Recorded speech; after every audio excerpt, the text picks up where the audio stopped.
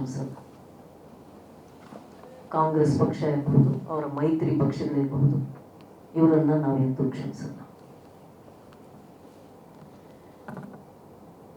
ಸುಮಾರು 7 ದಶಕಗಳ ಹೋರಾಟದ ಪರಿಣಾಮವಾಗಿ ಬಂದಂತಹ 33% ಮೀಸಲಾತಿ ಮಹಿಳೆಯರ ಹಕ್ಕಾಗಿ ಪಡ್ಕೊಳ್ಳೋದಕ್ಕೆ ನಾವೆಲ್ಲರೂ ಸಿದ್ಧರಾಗಿದ್ದೇವೆ. ನಮಗೆ ಕಾಂಗ್ರೆಸ್ ಪಕ್ಷ ಮಾಡುವಂತಹ ಅವಮಾನ ಮಹಿಳೆಯರಿಗೆ, ಇದನ್ನ ನಮ್ಮಿಂದ ಕ್ಷಮಿಸೋಕೆ ಸಾಧ್ಯ ಇಲ್ಲ. ಮತ್ತು ಭಾರತದ ಮಹಿಳೆಯ ಪ್ರತೀಕಾರ ಈ ವಿಷಯದಲ್ಲಿ ಹೇಗಿರುತ್ತೆ ಅನ್ನೋದನ್ನ ಮುಂಬರುವ ದಿನಗಳಲ್ಲಿ ಕಾಂಗ್ರೆಸ್ ಪಕ್ಷ ನೋಡಲಿದೆ. ಅನೇಕ ವಿಚಾರಗಳನ್ನ ಮಂಜುಳಾ ಬಹಳ ಪ್ರಬುದ್ಧವಾಗಿ ಪ್ರಸ್ತಾವನೆ ಮಾಡಿದ್ದಾರೆ. ನಾನು ಅದನ್ನೇ ಮತ್ತೆ ಪುನರುಚ್ಚಾರ ಮಾಡೋದಿಲ್ಲ. ನನಗೆ ಕಂಡಂತಹ ಕೆಲವು ದೃಶ್ಯಗಳನ್ನ ಮಾತ್ರ ನಿಮ್ಮೊಂದಿಗೆ ಹಂಚಿಕೊಳ್ಳೋಕೆ ಇಷ್ಟಪಡ್ತೀನಿ. ಮೊನ್ನೆ ಪಾರ್ಲಿಮೆಂಟ್ನಲ್ಲಿ ಈ ಬಿಲ್ ಮಂಡನೆ ಆದಾಗ, ನಾರಿ ಶಕ್ತಿ ವಂದನ್ ಅಧಿನಿಯಮ 2026 ಈ ಬಿಲ್ ಮಂಡನೆ ಆದಾಗ ಪ್ರಧಾನಮಂತ್ರಿಗಳು ಒಂದು ಮಾತನ್ನ ಹೇಳಿದ್ದು ತಾವೆಲ್ಲರೂ ನೋಡಿರ್ತೀರಿ. ಇದರ ಶ್ರೇಯಸ್ಸು ಯಶಸ್ಸು ಎಲ್ರಿಗೂ ಸೇರಲಿ, ಎಲ್ಲರೂ ತಗೊಳ್ಳಿ, ಬೇಕಾದ್ರೆ ನಿಮ್ಮ ಹೆಸರಲ್ಲಿ ನಾನು ಅಡ್ವರ್ಟೈಸ್ಮೆಂಟ್ ಕೊಡ್ತೀನಿ ಸರ್ಕಾರಿ ಖರ್ಚಲ್ಲಿ, ನೀವೇ ತಗೊಳ್ಳಿ, ಆದರೆ ಈ ಬಿಲ್ನ ಪಾಸ್ ಮಾಡೋದಕ್ಕೆ ನಮ್ಗೆ ಸಹಕಾರ ನೀಡಿ ಅಂತ ಕೇಳ್ತಾರೆ. ಆದರೆ ನೆನ್ನೆ ಕಂಡ ದೃಶ್ಯಗಳಿವೆಯಲ್ಲ, ಒಂಥರ ತಮ್ಮ ಪಕ್ಷವನ್ನ ಪ್ರೈವೇಟ್ ಲಿಮಿಟೆಡ್ ಕಂಪನಿ ಮಾಡ್ಕೊಂಡ್ಬಿಟ್ಟಿದೆ. ಅದು ಕಾಂಗ್ರೆಸ್ ಪಕ್ಷ ಇರಬಹುದು, ಸಮಾಜವಾದಿ ಪಕ್ಷ ಇರಬಹುದು, DMK ಇರಬಹುದು. ಅವ್ರ ಮನೆಯ ಮಹಿಳೆಯರೆಲ್ಲ ಪಾರ್ಲಿಮೆಂಟ್ ಅಲ್ಲಿದ್ದಾರೆ. ನೀವು ನೋಡಿ, ಶ್ರೀಮತಿ ಪ್ರಿಯಾಂಕಾ ವಡ್ರಾ ಅವರು ಕಾಂಗ್ರೆಸ್ ಪರವಾಗಿ ಮಹಿಳಾ ವಿರೋಧಿ ನೀತಿಯನ್ನ ಮಂಡನೆ ಮಾಡ್ತಾರೆ. ಯಾಕೆಂದ್ರೆ ಅವರು ಪಾರ್ಲಿಮೆಂಟ್ ಅಲ್ಲಿ ಆಗ್ಲೇ ಇದ್ದಾರೆ. ಅವ್ರಿಗೆ ಮುಂಚೆ ಅವ್ರ ತಾಯಿ ಲೋಕಸಭೆಯಲ್ಲಿದ್ರು, ಈಗ ರಾಜ್ಯಸಭೆಯಲ್ಲಿದ್ದಾರೆ. ಅದಕ್ಕೆ ಮುಂಚೆ ಅವರ ತಂದೆಯವರ ತಾಯಿ ಶ್ರೀಮತಿ ಇಂದಿರಾ ಗಾಂಧಿ ಅವರು ಪಾರ್ಲಿಮೆಂಟ್ ಅಲ್ಲಿದ್ದರು, ಪ್ರಧಾನಿಯಾಗಿದ್ದರು. ಹಾಗಾಗಿ ಇದೊಂಥರ ಪ್ರೈವೇಟ್ ಲಿಮಿಟೆಡ್ ಕಂಪನಿ. ಅವ್ರ ಮನೆಯ ಹೆಣ್ಮಕ್ಳು ಪಾರ್ಲಿಮೆಂಟ್ ಅಲ್ಲಿ ಇರಬೇಕು. ಆದರೆ ಬೇರೆ ಮಹಿಳೆಯರು ಬರ್ತಾರೆ ಅಂದ ತಕ್ಷಣ ಇವರಿಗೆ ವಿರೋಧ.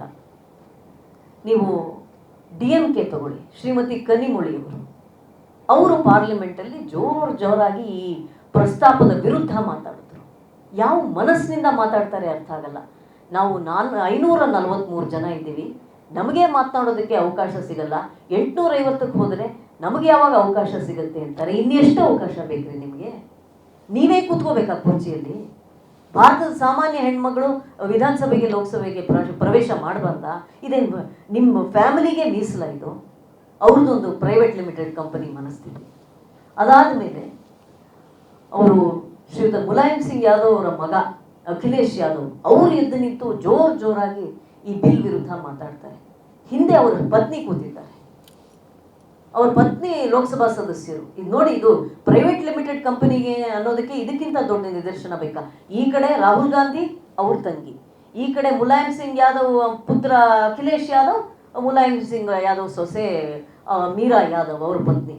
ಇವರು ಅಖಿಲೇಶ್ ಯಾದವ್ ಅವರು ಪಾರ್ಲಿಮೆಂಟಲ್ಲಿ ಈ ಬಿಲ್ ವಿರುದ್ಧ ಮಾತಾಡುವಾಗ, ಮಹಿಳೆಯರ ವಿರುದ್ಧ ಮಾತಾಡುವಾಗ, ಮೀಸಲಾತಿ ವಿರುದ್ಧ ಮಾತಾಡುವಾಗ ಅವ್ರ ಪತ್ನಿ ಹಿಂದೆ ಕೂತ್ಕೊಂಡು ಹುಸಿ ನಗು ನಗ್ತಾ ಇದ್ದಾರೆ. ಇದನ್ನ ಏನಂತ ತೆಗೆದುಕೊಳ್ಳೋಣ ಈ ದೇಶದ ಮಹಿಳೆಯರು? ಇದಲ್ಲದೆ ಮಮತಾ ಬ್ಯಾನರ್ಜಿ ಅವ್ರ ಪ್ರಸ್ತಾಪ ಈಗಾಗಲೇ ಮಂಜುಳಾ ಅವ್ರು ಮಾಡಿದ್ರು. ಅಷ್ಟೊಂದು ಮಹಿಳೆಯರನ್ನ ಕಳಿಸಿದ್ದಾರೆ ಪಾರ್ಲಿಮೆಂಟ್ಗೆ. ಯಾಕೆಂದ್ರೆ ಬೇರೆ ಮಹಿಳೆಯರು ಬರೋದನ್ನ ತಡೆಯೋಕೆ. ಇದು ಯಾವ ಮನಸ್ಥಿತಿ ರೀ? ಇದು ಯಾವ ಮನಸ್ಥಿತಿ ಇದು? ಎಲ್ಲ ಪಕ್ಷಗಳು ಪ್ರೈವೇಟ್ ಲಿಮಿಟೆಡ್ ಕಂಪನಿ ಆಗ್ಬಿಟ್ರೆ ಸಾಮಾನ್ಯ ಹೆಣ್ಮಕ್ಳು ವಿಧಾನಸಭೆಗೆ ಲೋಕಸಭೆಗೆ ಹೋಗೋದು ಯಾವಾಗ? ಮಂಜುಳಾ ಅವರು ಇಲ್ಲಿ ಸ್ಥಳೀಯವಾಗಿರೋ ಪರಿಸ್ಥಿತಿನೂ ಹೇಳಿದ್ರು. ಮಂತ್ರಿಯವ್ರ ಮಗಳು ಅವ್ರಿಗೆ ಸೀಟು ಕಾಂಗ್ರೆಸ್ ಅಲ್ಲಿ, ಇನ್ಯಾರೋ ಮಂತ್ರಿಯವ್ರ ಪುತ್ರಿ ಅವ್ರಿಗೆ ಸೀಟು ಕಾಂಗ್ರೆಸ್ ಅಲ್ಲಿ, ಇನ್ಯಾರೋ ಮಂತ್ರಿ ಹಿಂದೆ ಮಂತ್ರಿ ಆಗಿದ್ದವರು ಅವ್ರ ಪುತ್ರಿ ಅವ್ರಿಗೆ ಸೀಟು ಕಾಂಗ್ರೆಸ್ ಅಲ್ಲಿ. ಇಷ್ಟೇನಾ? ನಿಮ್ಮ ಕುಟುಂಬಗಳಲ್ಲಿ ಇರಬೇಕು ಅಷ್ಟೇ. ಸಾಮಾನ್ಯ ಮಹಿಳೆಗೆ ಅವಕಾಶ ಸಿಗಬಾರ್ದು. ಹಾಗೆ ಸಿಗತ್ತೆ ಅಂತ ಏನಾದರೂ ಸಣ್ಣದೊಂದು ಮೋದಿಜಿ ಒಂದು ಸಣ್ಣದೊಂದು ಬೆಳಕು ತೋರಿಸಿದ್ರೆ ಅದನ್ನು ಎಲ್ಲರೂ ಸೇರಿ ಹಾರು ಹೋಗಿ ಆರಿಸ್ತಿರಲ್ಲ. ಯಾವ ಮನಸ್ಥಿತಿ ಇದು? ನಾನು ಮತ್ತೊಮ್ಮೆ ಪುನರುಚ್ಚನ ಮಾಡ್ತಾ ಇದ್ದೀನಿ. ಈ ಮನಸ್ಥಿತಿಯನ್ನು ಖಂಡಿಸಿ ನಾವು ಪ್ರತಿಭಟನೆ ಅಂತೂ ನಾವು ಮಾಡೇ ಮಾಡ್ತೀವಿ. ಆದರೆ ಈ ಮನಸ್ಥಿತಿಗೆ ಕೊನೆಗಾಣಿಸೋದು ಪ್ರಾಯಶಃ ನಮ್ಮಂಥ ರಾಜಕಾರಣಿಗಳಲ್ಲ, ಆದರೆ ಭಾರತದ ಸಾಮಾನ್ಯ ಮಹಿಳೆ. ಅವಳ ಪ್ರತೀಕಾರವನ್ನು ನೀವು ಎದುರಿಸ್ತೀರಾ? ಕಾಂತಿ ರಾಹುಲ್ ಗಾಂಧಿ ಅವರು, ಅವ್ರ ತಂಗಿಯವರು, ಅವ್ರನ್ನ ನೋಡಿದ್ರೆ ನನಗೆ ಮರುಕ ಬರುತ್ತೆ. ಅವ್ರು ಏನು ಅಂದ್ಕೊಂಡ್ಬಿಟ್ಟಿದ್ದಾರೆ, ಇದು ಯಾವುದೋ ಫ್ಯಾಮಿಲಿ. ಅವ್ರು ನಿನ್ನೆ ನೀವು ಪಾರ್ಲಿಮೆಂಟಲ್ಲಿ ಮಾತಾಡಿದ್ದು ನೋಡಿರ್ಬೋದು. ನಾನು ಚಿಕ್ಕ ಹುಡುಗ ಆಗಿದ್ದೆ, ನಾನು ತಂಗಿ ಆಟ ಆಡಕ್ಕೆ ಹೋಗ್ತಾ ಇದ್ವಿ, ನಾನು ಚಿಕ್ಕ ಹುಡುಗ ಆಗಿದ್ದೆ, ನಾನು ನನ್ನ ತಂಗಿ ಯಾವುದೋ ಮ್ಯಾಜಿಕ್ ಶೋ ನೋಡಕ್ಕೆ ಹೋದ್ವಿ. ನಿಮ್ಮ ಫ್ಯಾಮಿಲಿ ಡಿಸ್ಕಸ್ ಮಾಡೋಕ್ಕೆ ಪಾರ್ಲಿಮೆಂಟು, ಈ ದೇಶದ ತೆರಿಗೆದಾರರ ದುಡ್ಡು ನಿಮಗೆ ಬೇಕೇನ್ರಿ ನಿಮ್ಮ ಫ್ಯಾಮಿಲಿ ಕತೆ ಹೇಳೋಕ್ಕೆ? ನನಗೆ ಅವ್ರನ್ನ ನೋಡಿದ್ರೆ ಮರುಕ ಬರುತ್ತೆ. ಅವ್ರಿಗೆ ಯಾವ ಸೀರಿಯಸ್ನೆಸ್ಸು ಇದೆ ಪಾಲಿಟಿಕ್ಸ್ ಬಗ್ಗೆ ಅಂತ ನನಗನ್ಸಲ್ಲ. ಮಂಜುಳಾ ಅವ್ರು ಆಗಲೇ ಹೇಳಿದ್ದಾರೆ, ವಾಪಸ್ ಹೋಗಿ ದಯವಿಟ್ಟು. ನಿಮಗೆ ಈ ಜಾಗ ನಿಮಗಲ್ಲ, ನಿಮ್ಗೆ ಅದ್ರ ಸೀರಿಯಸ್ನೆಸ್ ಗೊತ್ತಿಲ್ಲ, ಅದು ನಿಮಗೆ ತುಂಬ ಸುಲಭವಾಗಿ ಸಿಕ್ಬಿಟ್ಟಿದೆ.